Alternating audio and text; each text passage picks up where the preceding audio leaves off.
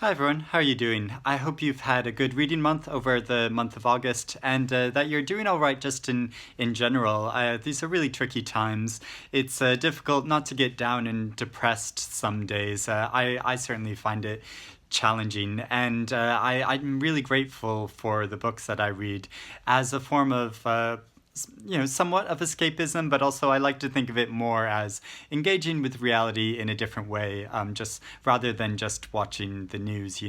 So yeah, I've read some really great books this month that I'm really excited to talk about. I've read lots of prize-nominated books. I know, shocker for me, I'm always following book prizes, but more than usual, I've been reading books that have been listed for the Booker International Prize, the Maine Booker Prize, the Women's Prize, and then I've also been doing more reading for the Costa Book Awards. So even though I'm talking about a number of books that have been nominated for those other awards other than the Costa Book Awards, but like I said before when I explained when judging the Costa Book Awards, I can't talk about the books that have been submitted for that yet because it's not really fair to talk about them in this context publicly before I've privately met with the other judges. And so yeah, but I've been reading lots of good things for that. So I've been reading an incredible amount over the month of August. I know this looks like a lot just in itself, but I've been reading,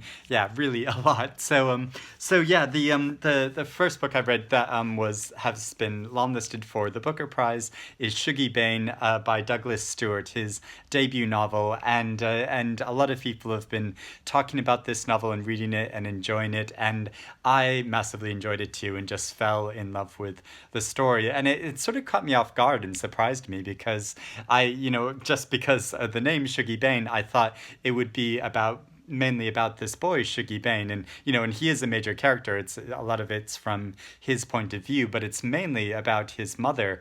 And so growing up in Glasgow in the 1980s and in a very working class background, and so his father is a taxi driver, and his parents have a lot of trouble and they separate, and his mother struggles with alcoholism, and that's the main thrust of the story is his mother's struggle with alcoholism and him growing up along with his brothers and sisters as his mother is suffering from this. And I found it such a moving, heartbreaking story in that way. There's so many beautiful, touching scenes in this that just really wrenched my heart. But then there are also moments of great like joy and happiness as well. Like I think he gets the humor and the humanity of this family as well. So like both the family and the larger community in general.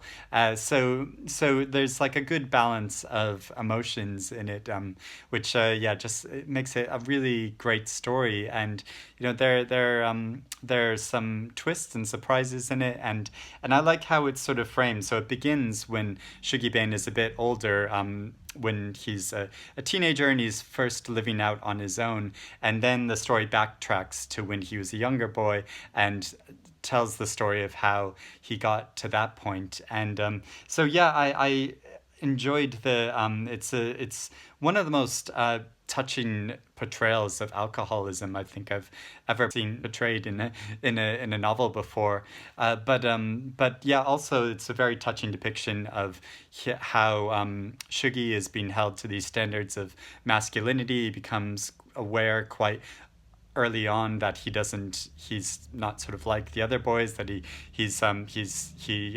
doesn't carry it the way he walks and his sort of mannerisms and stuff, and that's sort of held against him. And I really thought it was interesting that the struggle that his mother has with this, where she sort of wants to protect him and him to be like other boys, but then she also appreciates his uniqueness. And so there's this duality of emotions that they have, and I thought he carried that through really well. So yeah, just in general, I love this novel, and also It's interesting because, when you read prize books, you naturally see parallels between other books that you wouldn't naturally think of, books that are quite dissimilar from each other. So it was quite interesting reading this very soon after reading Dominicana by Angie Cruz, which was listed for the Women's Prize, because I think both of these novels they're about very much about the central characters at the heart of the stories, but then you also get these dips into other experiences, like specifically the world of men, and so in Shuggie Bain, like in Dominicana, the narrative strays a bit, somewhat to show those other points of view. So you get some scenes where it's just in the cab with the father as he's sort of sat there on his own, and you get these little glimpses into the world of men who how it's mainly from a child's perspective, mainly from the woman in Shuggie's life's perspective, but then you get these little hints of this kind of masculine world, and I think that's really good because I think some people will find that sort of distracting from the main character in the narrative, but I think that gives a more rounded portrait of this fictional world and how these that a lot of people in this community were struggling, including the men, especially the men, because a lot of men were losing their jobs at that time, and so really struggling with feeling like they weren't able to provide for their families or ensure their livelihood, and I thought it was really moving how it got to that, and I'll talk about how it did that in Dominicana as well in a minute. But yeah, just overall, I thought this is such a beautiful novel, and I think it has a really good chance of being on the Booker shortlist when it's announced, whenever that is in mid-September or so. So yeah, I'll be really rooting for this book. Now, also longlisted for the Booker Prize is Real Life by Brandon Taylor, which is the novel that I was most looking forward to when I saw the long list for this year's Booker Prize. And I'm afraid this novel didn't quite work for me. I only got about 50 or so pages into it, where I just realized, like, I'm really not enjoying this experience. And so I decided to give up on reading this novel, which was really a shame, and I sort of wonder, like, maybe I should try going back to it at some point, but it just really wasn't working for me. And I know a lot of people who've read it have said that it takes a while to get into it, or that the latter part of the book is sort of better than the beginning. But yeah, how it starts up on this college campus with a young man who has found out that his father has died, and he is on this campus, and he tries to socialize with a group of friends, sort of friends, but that he doesn't really like, but that he feels like he should go out and socialize, and so it's described as a campus novel, and it gets at that aspect of campus life really well, I think, about people's self-consciousness and their sensitivity, and their how they so easily react to take things so personally. But at the same time, I find that really frustrating to read about, and I wonder if it's maybe a case of just like I'm slightly too old, I'm too far from the university experience, because there's other novels like The Idiot by Elif Batuman, which I sort of enjoyed. I did read that entire novel and I sort of enjoyed it. That's also a kind of campus novel about, or at least somebody who's in university and has all these sort of self-conscious things to their life, but I found that sort of funnier and more engaging in a way, so that I was able to finish reading it. But I really didn't enjoy that novel as much as other people have, and and with this I couldn't stay with it. I was so irritated by the character, and I think I got what he was doing. At least he was showing how there a lot of the so-called friends around him were making his issues all about their own issues, whether it was to do with his race or his process of grief for his father, or that he sort of isn't feeling grief for his father, and then he's made to feel guilty about that by his friends who are placing these things on him. And I sort of got that, how he's made to feel this self-consciousness, and then almost has this defensive gesture where he's just apologetic and trying to be as inconspicuous as possible, almost. Which, yeah, it's so irritating reading about a character like that who can't assert what he wants or speak up for himself, and so yeah, I just got so frustrated with him. And maybe his character develops later on, and he's able to get over that slightly, or maybe not. But yeah, I just didn't really want to stick with it. And some people who I've sort of voiced these concerns with, like a lot of people I know who have really loved this novel, and I've been trying to work out with talk about that with them, and you know, I've had some friends counter with me like, oh, but the writing's really beautiful though, isn't it? And I just didn't really see that so much. I mean, the writing's fine, but it didn't strike me as particularly poignant or profound in any way. And actually, the writing really irritated me too, because it so mirrored his consciousness. And I got to one line in particular, which I'm going to read out because it so irritated me, where it says, "Pressure gathered in the back of his eyes. Oh, he thought, when he realized what it was, tears." It's like, oh yeah, he's crying, and he just didn't realize it because he's so detached from his own emotional state, or yeah, I'm just like, I can't be bothered with that. It just frustrated me so much. And although actually the parts I read that I really enjoyed was because he's a biology student. He's sort of studying these worms that he keeps in a laboratory, and things go wrong and the worms don't survive. But there's this like long passage about the worms, and I thought that was really interesting. I mean, just because I think he was so into it, the character was so into it. It was like his thing that he was fixed on, even though he says that he finds them quite dull. But so he's not all that interested in it. But at least it's a sort of, you know, unique thing that he sort of had to his character that I sort of could latch on to, and so I'd be quite happy if it was just him in the laboratory sort of on his own. I'd rather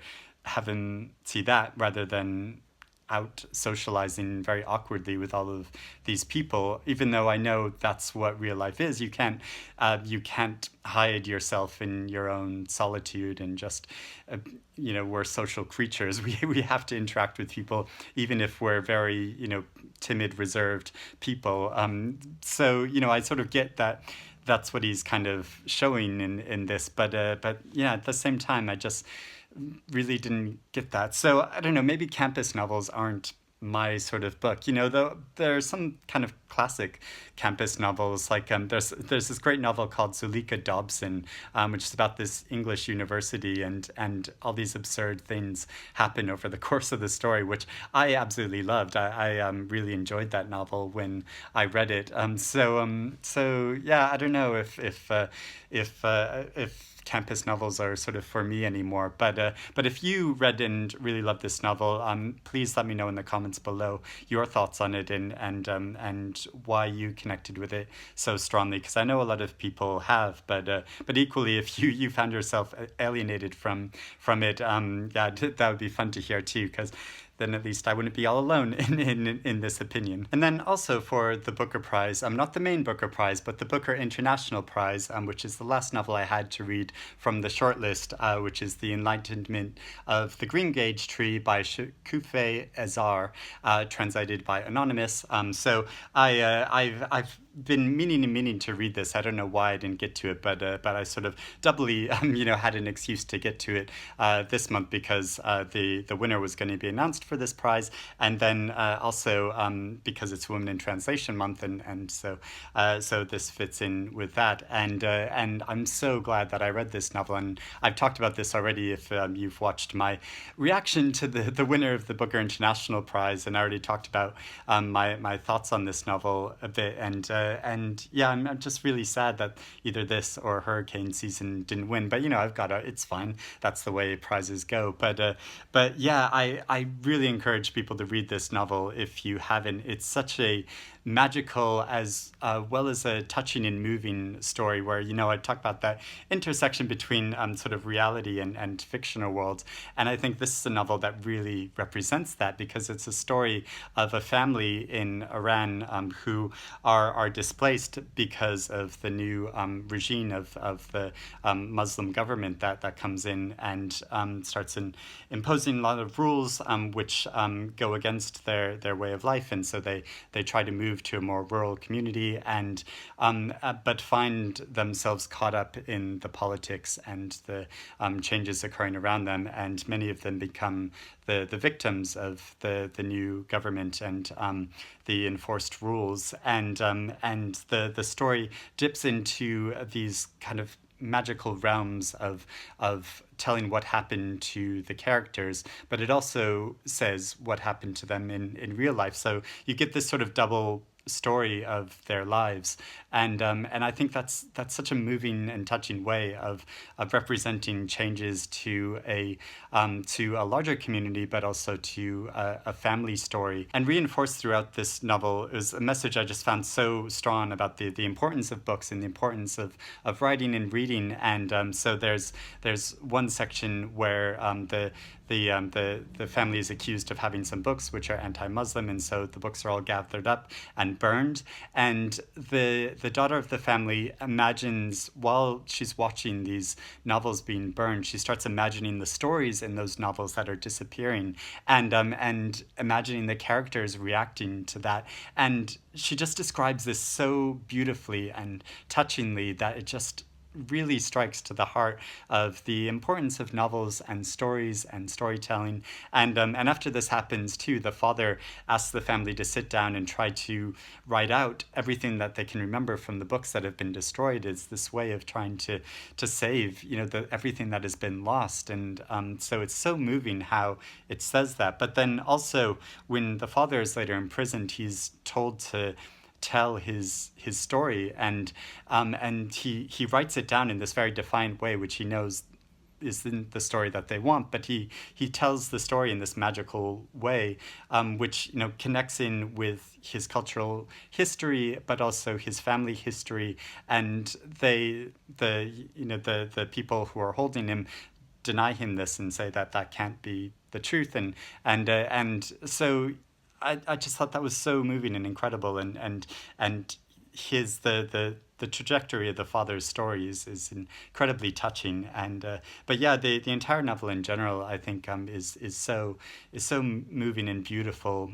And I've read slightly alternative opinions, like there was a review of this in The Guardian, which showed some real issues with the novel, which I kind of understood, and is partly out of my own ignorance because I don't know all that much about Persian culture and the history of Iran. So I can't make any claims to understand that. But it got me more interested in the history of this country and this culture, and sort of tipped me into, like, a lot of Persian authors, as well as it references a lot of Western authors as well. And so yeah, I thought it was so moving how it combined all that. So as sort of like a touchstone into a world that I haven't experienced before, I thought this was an incredible experience, and so yeah, I'd like to read a lot more, having now read this. And like I already said, I also read Donimicana by Angie Cruz, which is set in the 1960s and is about a 14-year-old girl from the Dominican Republic who is married off to a man, a Dominican man who lives in America and has started a business there with his brothers. And so it's more an arranged marriage, much more an arranged marriage than anything sort of romantic, because both their families sort of pressure them into this. He's much older than she is, and so she goes to New York to live with him, and starts a life there, but she's really confined to this small apartment, and isn't really allowed to go outside by her husband for quite a while. He sort of sets all these rules for her, but then he's away quite often, and so she starts gradually finding her own independence over time, and meeting people, and then there are some betrayals, and then there are some surprises of people who help her from surprising different avenues, and yeah, and I just got sucked into her story and really the struggle that she was going through. I felt so intensely her dilemma of being stuck in this situation. But like I said, like with Shuggie Bain, you also get a slightly different perspective, like just outside of her point of view, only very slightly and only very occasionally, of also her husband's life, and how he sort of got into this situation, which I think I did really enjoy how it just sort of broke out of.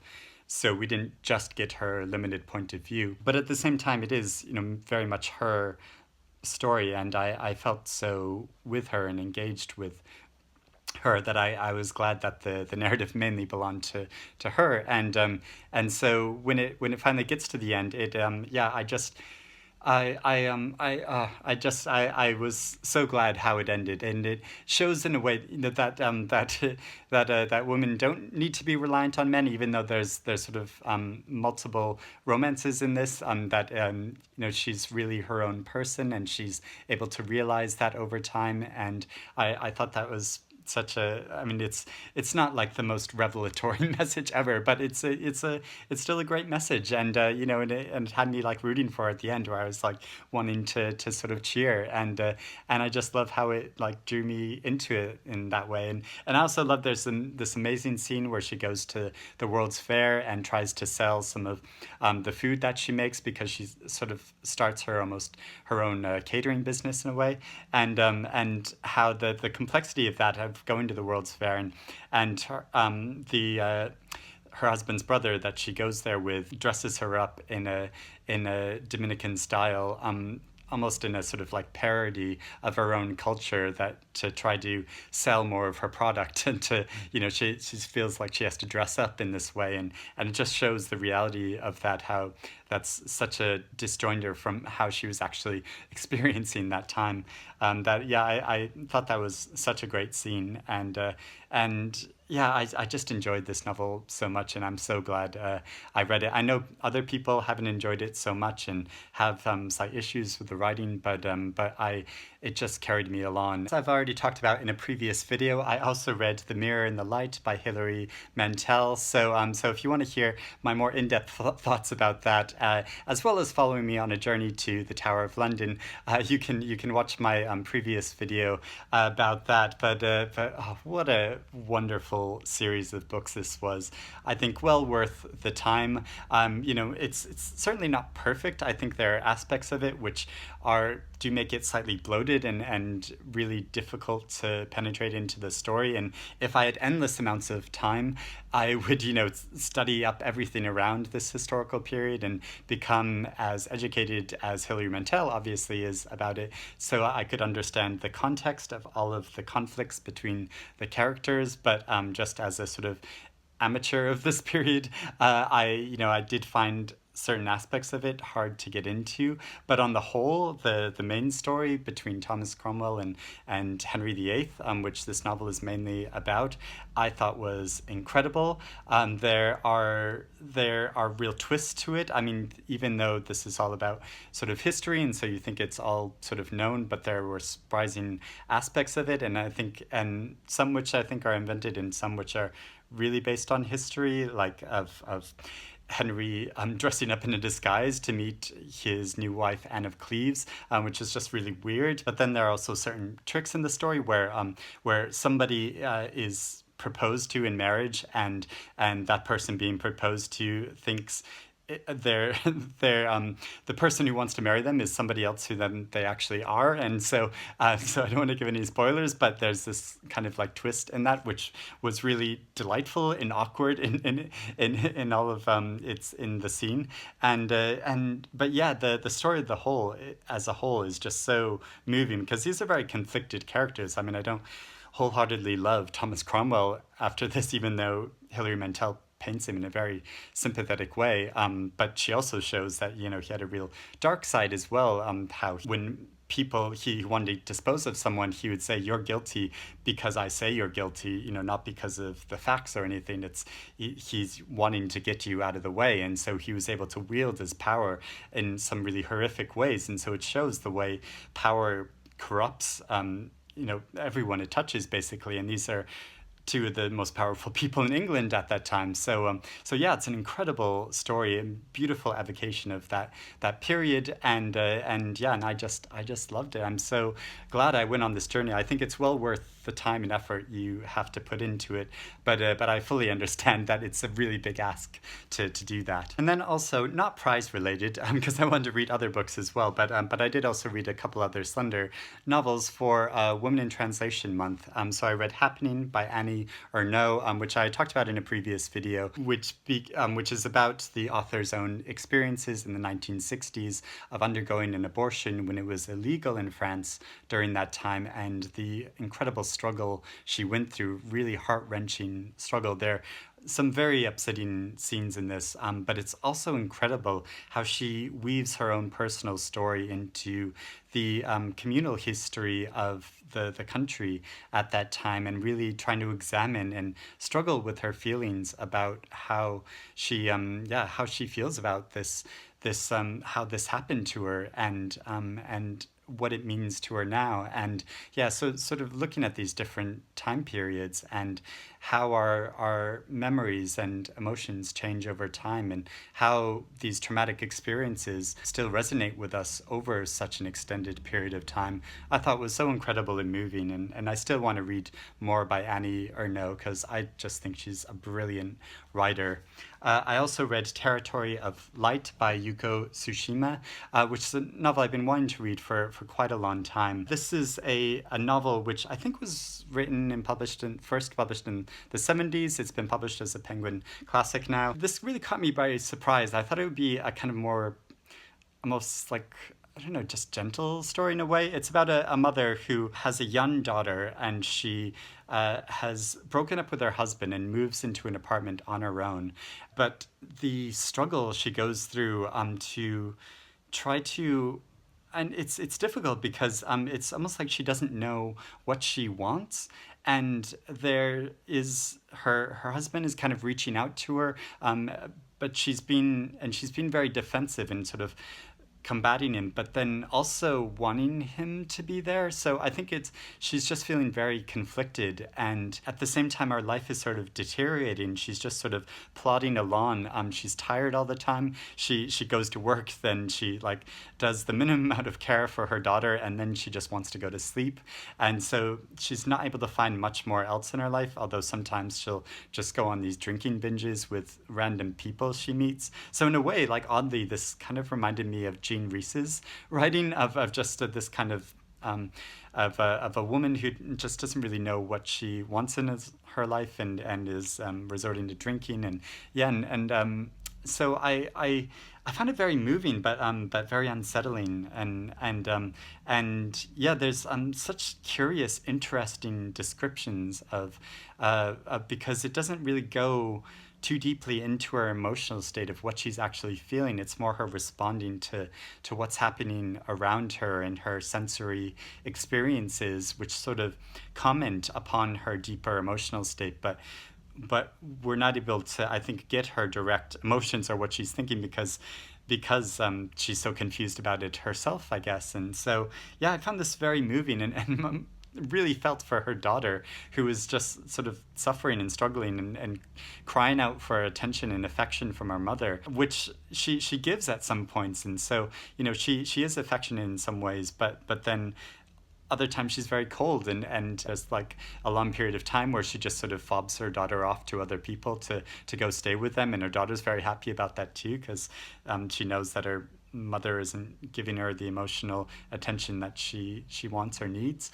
And yeah, I found it I found it very moving, but one that I'm still sort of puzzling over and thinking about and mulling over because, you know, there are certain books like that where you're just like, I don't know exactly how I feel about this.